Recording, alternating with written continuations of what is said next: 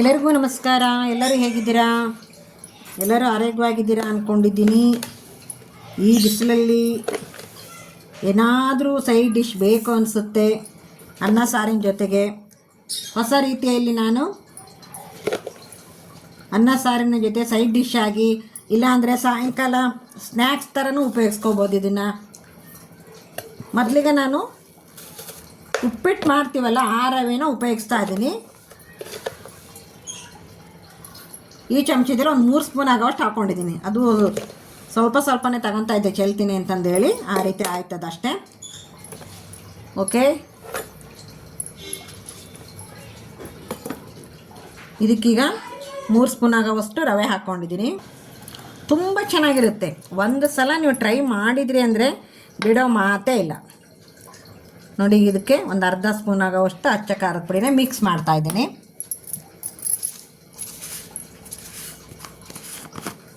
ಹಾಗೆ ರುಚಿಗೆ ತಕ್ಕಷ್ಟು ಉಪ್ಪು ಹಾಕ್ತಾಯಿದ್ದೀನಿ. ತೀರು ಉಪ್ಪು ಮಾಡಬೇಡ್ರಿ. ಆಲೂಗಡ್ಡೆ ತುಂಬ ಉಪ್ಪು ಹಿಡಿಯುತ್ತೆ, ಆದರೆ ಉಪ್ಪುಪ್ಪಾಗಂಗೆ ಮಾಡೋದು ಬೇಡ. ರುಚಿಗೆ ತಕ್ಕಷ್ಟು ಉಪ್ಪು ಹಾಕ್ಬಿಟ್ರೆ ಮುಗೀತು ಅದಕ್ಕೆ. ಈಗ ನಾನು ಇವೆಲ್ಲವನ್ನು ಮಿಕ್ಸ್ ಮಾಡಿ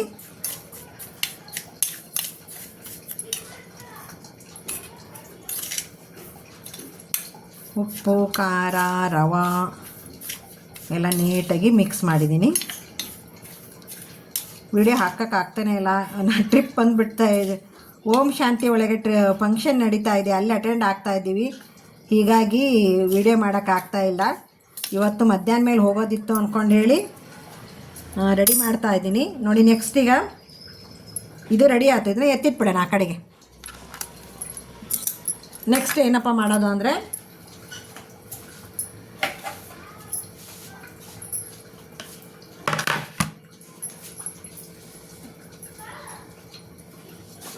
ಆಲೂಗಡ್ಡೆನ ಸಿಪ್ಪೆನ ಹೆರೆದಿಟ್ಕೊಂಡ್ಬಿಡೋಣ. ಬೇಗ ಬರೋದೇ ಇಲ್ಲ. ಓಕೆ, ನೋಡಿ ಈ ರೀತಿ ಆಲೂಗಡ್ಡೆ ಸಿಪ್ಪೆನ ಹೆರೆದಿಟ್ಕೊಂಡ್ಬಿಡೋಣ.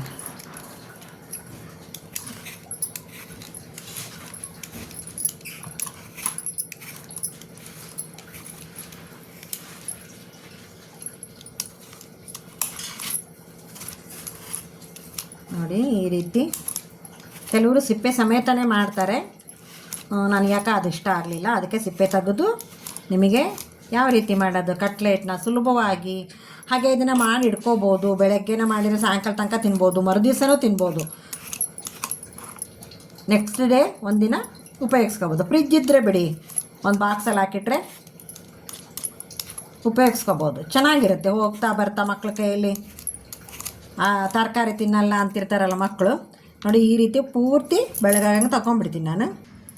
ನೋಡಿ ಈ ರೀತಿ ನಾನು ಎರಡಿದ್ರ ಸಿಪ್ಪೆನ ನೀಟಾಗಿ, ನೋಡಿ ಎಷ್ಟೊಂದು ಸಿಪ್ಪೆ ಬಂತಲ್ವಾ.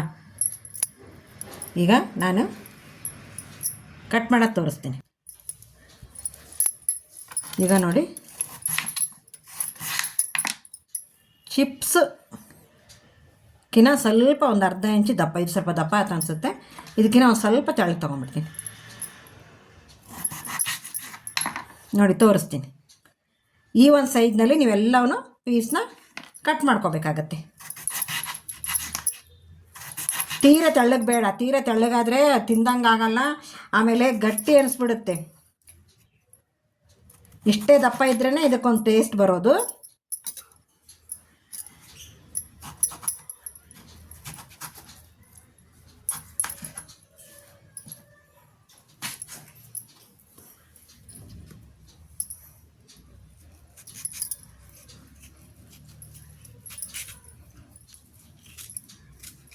ಚಿಪ್ಸ್ ಥರ ಕಟ್ ಮಾಡಬೇಡಿ, ಸ್ವಲ್ಪ ದಪ್ಪ ಇದ್ರೇ ತುಂಬ ಚೆನ್ನಾಗಿರುತ್ತೆ.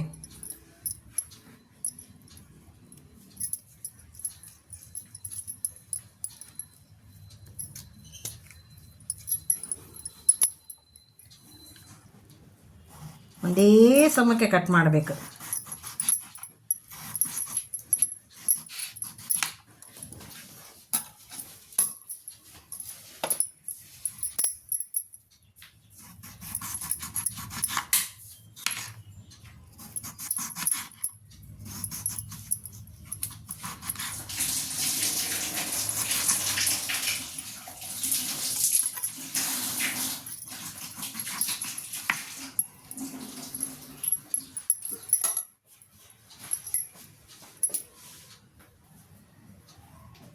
ನೋಡಿ ಈ ಸೈಜ್ ಆಗಿದೆ ಈಗ.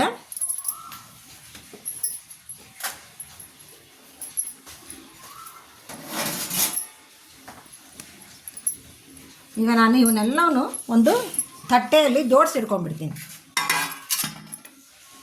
ತಗೊಳಪ್ಪ, ಇದನ್ನಲ್ಲಿ ಇದನ್ನು ಮಾಡಿಬಿಡಿ. ಮತ್ತು ಮೇಲೆ ನೋಡಿ ಈ ರೀತಿ ತಟ್ಟೆಯಲ್ಲಿ ಜೋಡಿಸ್ಕೊಂಡ್ಬಿಡ್ತೀನಿ ನಾನು.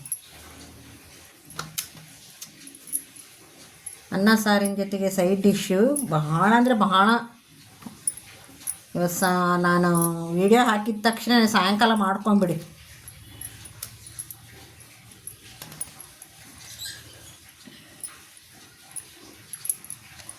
ನೋಡಿ ಈ ರೀತಿ ಸಮನಾಗಿ ಜೋಡಿಸ್ಕೊಂಬಿಡೋಣ.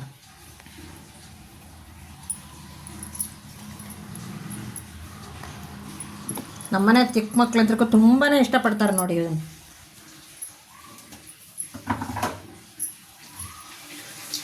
ಈ ರೀತಿ ಜೋಡಿಸಿಟ್ಕೊಂಡಾದ್ಮೇಲೆ 1-2 ಸ್ಪೂನ್ ಆಗೋವಷ್ಟು ಗಟ್ಟಿ ಹುಣಸೆ ಹಣ್ಣು ಬೇಕು. ಗೊತ್ತಾಯ್ತಲ್ಲ, ಗಟ್ಟಿ ಹುಣಸೆ ಹುಳಿನ ನಾವು ಸುತ್ತಲೂ ಹರಡಿಬಿಡ್ತೀನಿ ನಾನು. ಈ ಒಂದು ಹುಳಿ ಹಾಕೋದ್ರಿಂದ ಹುಳಿ ಖಾರ ಎಷ್ಟು ಚೆನ್ನಾಗಿರುತ್ತೆ ಅಂದರೆ, ಆಮೇಲೆ ಹಬೆಯಲ್ಲಿ ಬೇಯಿಸ್ತೀವಲ್ಲ ಅದು ಚೆನ್ನಾಗಿರುತ್ತೆ. ಈ ರೀತಿ ಹಾಕಿ ನಾನು ಒಂದು 5 ನಿಮಿಷ ಮುಚ್ಚಿಟ್ಬಿಡ್ತೀನಿ ಇದನ್ನು. ಈಗ ಒಲೆ ಮೇಲೆ ಒಂದು ಪಾನ್ ಇಟ್ಕೊಂಡಿದ್ದೀನಿ. ನೆಕ್ಸ್ಟ್ ಏನಪ್ಪ ಅಂತಂದರೆ ನೋಡಿ, ಹುಣಸೆ ಹುಳಿಯಲ್ಲಿ ಒಂದು 5 ನಿಮಿಷ ಆಲೂಗಡ್ಡೆ ನೆಂದಿದೆ. ಹಾಗೆ ಇಲ್ಲಿ ರವೆ ಮತ್ತು ಉಪ್ಪು ಖಾರ ಬೆರೆಸಿರ್ತಕ್ಕಂತಹ ರವೆ ರೆಡಿಯಾಗಿದೆ. ಬನ್ನಿ ಈಗ ಯಾವ ರೀತಿ ಮಾಡೋದಂತ ನೋಡ್ಕೊಂಬಂದ್ಬಿಡೋಣ. ನೋಡಿ ಈಗ ಈ ರೀತಿ ಒಂದನ್ನು ತಗೊಂಡು ಇದರಲ್ಲಿ ಡಿಪ್ ಮಾಡಬೇಕು.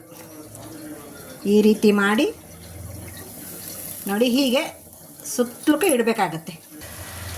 ನೋಡಿ ಈ ರೀತಿ ನಿಮ್ಮದು ಪಾನ್ ದೊಡ್ಡದಿತ್ತು ಅಂದರೆ ಎಲ್ಲವನ್ನೂ ಇಡಿ. ನಮ್ಮದು ಪಾನ್ ಸಣ್ಣದಿರೋದ್ರಿಂದ ನಾನು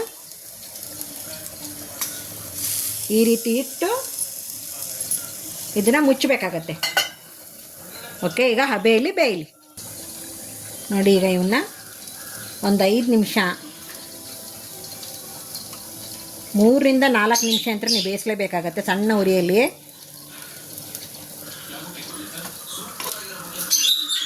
ನೋಡಿ ಈಗ ಉಲ್ಟಾ ಹಾಕಿ ಏನು ಮಾಡಬೇಕಪ್ಪ ಅಂತಂದರೆ 1 ಸ್ಪೂನ ಎಣ್ಣೆನ ಸುತ್ತಲೂ ಹಾಕಬೇಕಾಗತ್ತೆ. 1 ಸ್ಪೂನ್ ಎಣ್ಣೆ ಸುತ್ತಲೂ ಹಾಕಿ ಮತ್ತೆ ನಾವು ಮುಚ್ಚೋಣ ಇದನ್ನು. ಈಗ ರೆಡಿಯಾಗಿದೆ. ಇವನ್ನ ನಾನು ಒಂದು ಹಾಟ್ ಬಾಕ್ಸಿಗೆ ತೊಗೊಂಡ್ಬಿಡ್ತೀನಿ. ಯಾಕಂದರೆ ಬಿಸಿಯಾಗಿರುತ್ತಲ್ವ, ಮಕ್ಕಳು ಊಟ ಮಾಡುವಾಗ ಅನ್ನ ಸಾರಿನ ಜೊತೆಗೆ ಸೈಡ್ ಡಿಶ್ ಆಗಿ ಉಪಯೋಗಿಸ್ತಾರೆ. ಹಾಗೆಯೇ ಇವತ್ತು ಸಾಯಂಕಾಲ ಮಂಡಕ್ಕಿ ಜೊತೆಗೇನು ಬೇಕು ಅಂದ್ಕೊಂಡ್ರೆ ಸ್ವಲ್ಪ ಹೆಚ್ಚಿಗೆ ಮಾಡಿದ್ದೀನಿ ನಾನು. ಈಗ ನಾನು 2ನೇ ಸರ್ತಿ ಇಡ್ತಾಯಿದ್ದೀನಿ. ಮೊದಲು ಯಾವ ರೀತಿ ನಾನು ಸ್ವಲ್ಪ ರವೆ ಒಳಗೆ ಎದ್ದು ಈ ರೀತಿ ಮಾಡಿದ್ದೀನಿ ನೋಡಿ. ಇಲ್ಲಿ ನಿಮಗೆ ಇದು ಕಟ್ಲೆಟ್ ದೊಡ್ಡದು ಅನ್ನಿಸ್ತಿತ್ತು ಅಂತಂದರೆ, ನಿಮ್ಮ ಪಾನ್ನಾಗ ಸರಿ ಹೋಗಲ್ಲಪ್ಪ ಇಡಲಿಕ್ಕೆ ಅಂತಂದರೆ, ನೀವು ಇದನ್ನು ಚಿಕ್ಕದಾಗಿ ಬೇಕಿದ್ರೆ ಇದರಲ್ಲೇ ಅರ್ಧ ಮಾಡಿಕೊಂಡು ಮಾಡ್ಬೋದು. ನೋಡಿ ನಾನಿಲ್ಲಿ ಕೆಲವೊಂದು ತೀರ ದೊಡ್ಡದಿದ್ದನ್ನು ಈ ರೀತಿ ಅರ್ಧ ಮಾಡ್ಕೊಂಡಿದ್ದೀನಿ. ಓಕೆ, ಈಗ ನೋಡಿ ಇಟ್ಟಾದಮೇಲೆ 1 ಸ್ಪೂನು ಎಣ್ಣೆ ಹಾಕಿ ನಾನು ಮುಚ್ಚಿಬಿಡ್ತೀನಿ. ನೋಡಿ ಸರ್ವ್ಗೆ ರೆಡಿಯಾದಂತಹ ಅನ್ನ ಸಾರಿನ ಜೊತೆಗೆ ಸೈಡ್ ಡಿಶ್ ಆಗಿ ಸಾಯಂಕಾಲ ಸ್ನ್ಯಾಕ್ಸ್ಗಾಗಿ ರೆಡಿಯಾಗಿರ್ತಕ್ಕಂತಹ ಆಲೂಗಡ್ಡೆ ಕಟ್ಲೆಟ್ ಒಮ್ಮೆ ಮಾಡಿ ಸವಿಯಿರಿ ಅಂತ ಹೇಳ್ತಾ ಈ ವಿಡಿಯೋನಲ್ಲಿ ಮುಗಿಸ್ತಾ ಇದ್ದೀನಿ. ಮುಗಿಸೋದಕ್ಕಿಂತ ಮೊದಲನೇ ಬಾರಿಗೆ ನೋಡ್ತಾ ಇರೋರು ದಯವಿಟ್ಟು ಸಬ್ಸ್ಕ್ರೈಬ್ ಆಗಿ, ಹಾಗೆ ಸಬ್ಸ್ಕ್ರೈಬ್ ಆದವರು ಲೈಕ್ ಮತ್ತು ಶೇರ್ ಮಾಡೋದನ್ನು ಮರಿಬೇಡಿ ಅಂತ ಹೇಳ್ತಾ ಎಲ್ಲರಿಗೂ ನಮಸ್ಕಾರ, ಎಲ್ಲರಿಗೂ ಧನ್ಯವಾದಗಳು.